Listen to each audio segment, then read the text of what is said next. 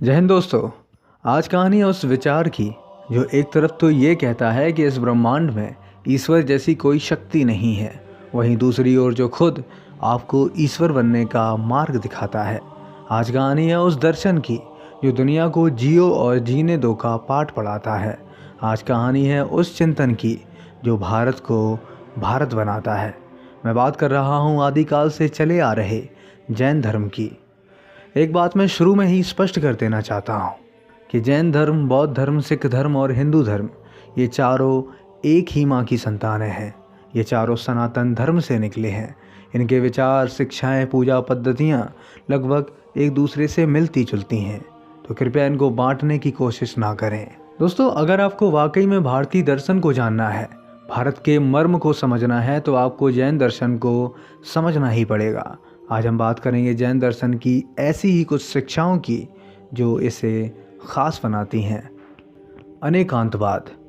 भारत विविधताओं का देश है। कई धर्म, जाति, भाषा और परंपरा के लोग यहाँ एक साथ बड़े शांतिपूर्ण तरीके से रहते हैं, एक दूसरे के मतों का आदर करते हैं, क्योंकि कहीं ना कहीं हम सब अनेकांतवाद में विश्वास करते हैं। अनेकांतवाद को श्यादवाद भी कहा जाता है। अनेकांतवाद हमें बताता है कि किसी चीज़ को देखने के कई दृष्टिकोण हो सकते हैं। कोई भी दृष्टिकोण पूरी तरह से गलत या पूरी तरह से सही नहीं हो सकता। केवल मैं ही सही हूँ और सब गलत है। अनेकांतवाद ऐसी सोच का विरोध करता है। तू भी सही है, मैं भी सही हूँ और वो भी सही है।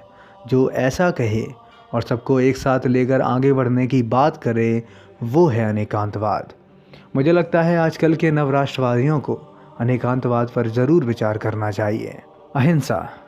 यूँ तो सभी भारतीय धर्म अहिंसा पर जोर देते हैं, किंतु जैनों ने अहिंसा को अपना सबसे बड़ा महाव्रत बताया है। जैन दर्शन मानता है कि सभी में आत्मा का वास है और ऐसे में किसी भी छोटे या बड़े जीव को हानि पहुंचाना पाप है। आपने शायद देखा हो, जैन साधु अपने मुंह पर सफ़ेद कपड़ा बांधते हैं। जानते हैं क्यों? ताकि उनके बोलने से वायुमंडल में मौजूद किसी भी कीट जीवाणु को हानि ना पहुँचे।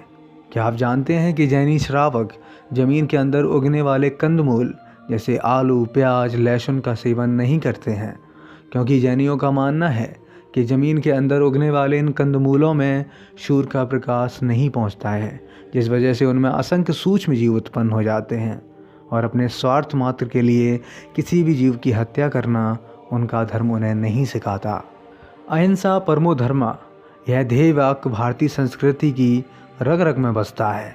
आज भी हमारे घरों में माताएं जब झाड़ू लगाती हैं तो वो इस बात का ध्यान रखती हैं कि कहीं झाड़ू के नीचे कोई चींटी ना आ जाए। परस्परोपग्रह जीवानाम, जीवों के परस्पर में उपकार है।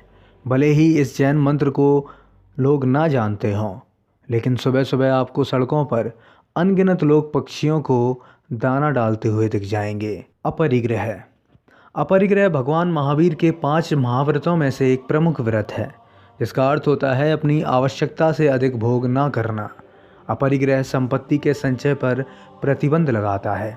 आज पूरी दुनिया अपनी स्वार्थ सिद्धि के लिए प्रकृति का शोषण करने में लगी हुई है। इसके परिणाम स्वरूप प्रदूषण, बाढ़, सूखा, ग्लोबल वार्मिंग जैसी अनगिनत समस्याएं पैदा हो रही हैं। ऐसे में अपरिग्रह हमें बताता है कि हमें त्यागपूर्वक उपभोग करना चाहिए, जिसे हमारे शास्त्रों में तेन त्यक्तेन भुंजीता कहा गया है और आधुनिक शब्दावली में सस्टेनेबल डेवलपमेंट। कर्मवाद। जैन दर्शन किसी बाहरी शक्ति के अस्तित्व को नकारता है और कर्मवाद पर विशेष बल देता है। इसका मानना है कि कोई भी व्यक्ति अपने सत्कर्मों से भगवान बन सकता है, जिन्हें जैन या तीर्थंकर कहा जाता है। जैन धर्म में अब तक कुल 24 तीर्थंकर हुए हैं, जिन्हें ईश्वर तुल्य माना जाता है। भगवान महावीर द्वारा दिए गए 5 महाव्रतों में से एक सत्य महाव्रत भी है, जो विपरीत परिस्थितियों में भी सत्य पर अडिग रहने की बात करता है।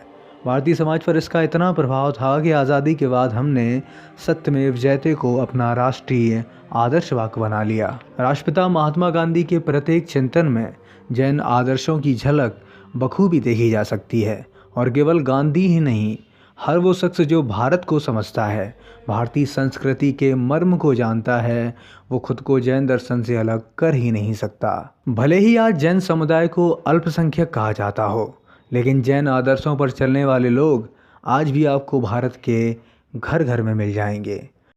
आप जैन धर्म के बारे में क्या सोचते हैं, हमें ज़रूर बताएं। भारत से जुड़े ऐसे ही और तमाम वीडियो देखने के लिए जुड़े रहें हमारे साथ।